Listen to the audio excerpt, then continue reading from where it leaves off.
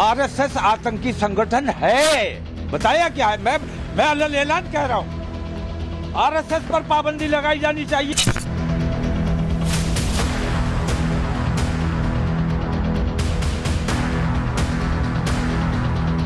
बताता तो अपने आप को मौलाना है और काम इसका सिर्फ भड़काना है।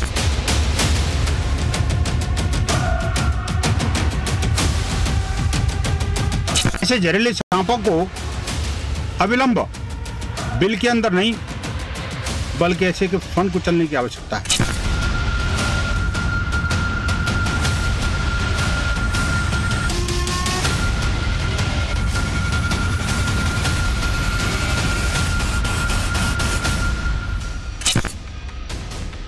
इत्तेहादे मिल्लत काउंसिल के प्रमुख मौलाना तौकीर रजा जब भी बोले, जुबान से हिंदुओं के लिए नफरत और जहरीले बोल ही निकले। एक बार फिर बरेली वाले मौलाना तौकीर रजा का भड़काऊ टेप ऑन हुआ है। अब की बार तौकीर रजा के निशाने पर हिंदू संगठन है। तौकीर के नफरती एजेंडे में आरएसएस है, विश्व हिंदू परिषद है।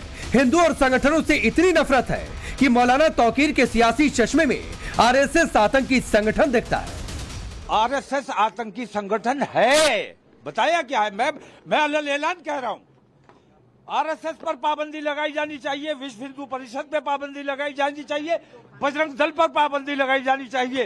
अगर हुकूमत को मुल्क में अमन और अमान बरकरार रखना है और मुल्क में तरक्की और खुशहाली का काम करना है तो इन तमाम ऐसे आतंकवादी संगठनों पर पाबंदी आयद होनी चाहिए।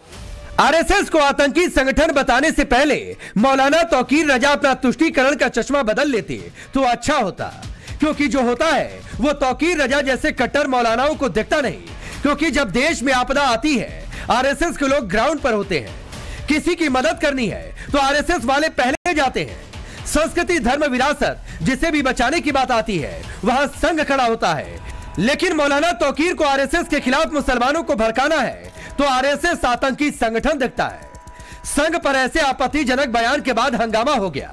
विश्व हिंदू परिषद ने मौलाना तौकीर रजा पर करारा पलटवार करते हुए तौकीर रजा को नफरत फैलाने वाला मौलाना बताया। साथ ही कह दिया कि ऐसी जहरीले सांपों का फन कुचलना जरूरी है। तौकीर रजा, इसका नाम लेते के साथ ही लोगों को समझ में आ जाता है कि ये बताता तो अपने आप को मौलाना है और काम इसका सिर्फ भड़काना है।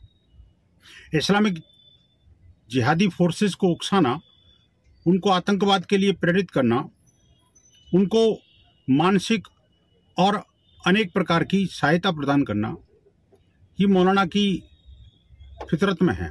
और भोले वाले इस्लामिक यूथ को आतंकवाद की राह में धकेलना, उनको बेहतर उरा और जिहाद का सब्जबाग दिखा करके, जन्नत का दिवा स्वप्न दिखा करके, उनको कमर में बेल्ट बांध करके मरने के लिए छोड़ देना, उनके लिए प्रेरित करना, ऐसे मौलाना अच्छी तरह जानते हैं।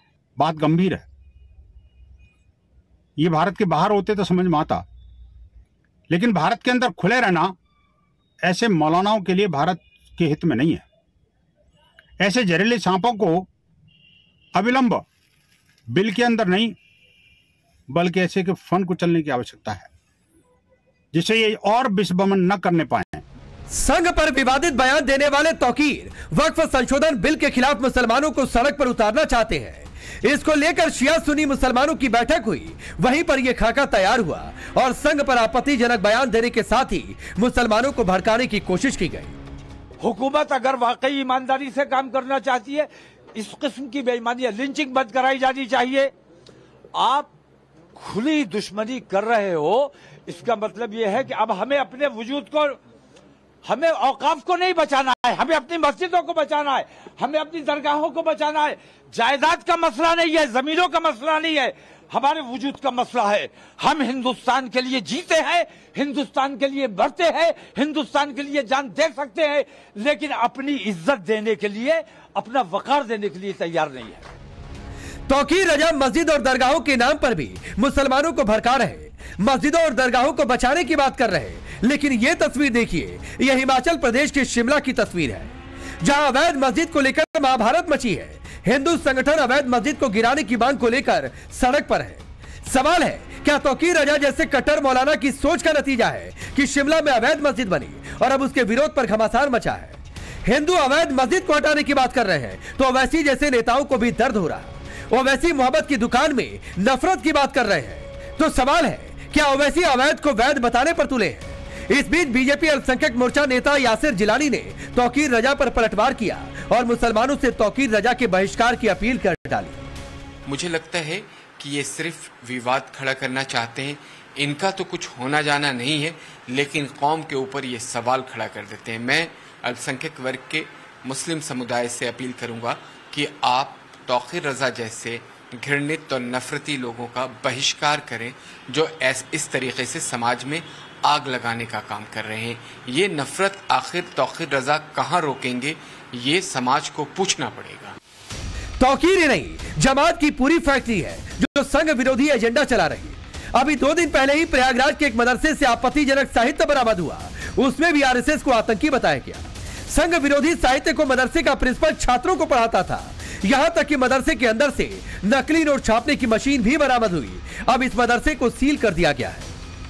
देश विरोधी मदरसे में बुलडोजर चलाने की तैयारी है, लेकिन सवाल है, अवैध मदरसे पर एक्शन, लेकिन भड़काऊ और कट्टर भाईजान और मौलानाओं को दर्द क्यों? सवाल ये भी कि देश में नफरत फैलाने वाली कट्टर सोच पर कब एक्शन होगा? सवाल ये भी है कि संघ सियासत से दूर है तो फिर उसके नाम पर भड़काऊ पॉलिटिक्स क्यों की जा रही? सबसे बड़ा सवाल कि मुसलमानों को भड़काकर क्या सियासी रोटी सेकने का काम हो रहा?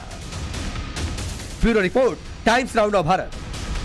क्या तौकीर रजा जैसे कट्टर मौलाना की सोच का नतीजा है कि शिमला में अवैध मस्जिद बनी और अब उसके विरोध पर घमासान मचा है? हिंदू अवैध मस्जिद को हटाने की बात कर रहे हैं तो ओवैसी जैसे नेताओं को भी दर्द हो रहा है। ओवैसी मोहब्बत की दुकान में नफरत की बात कर रहे हैं तो सवाल है, क्या ओवैसी अवैध को वैध बताने पर तुले हैं?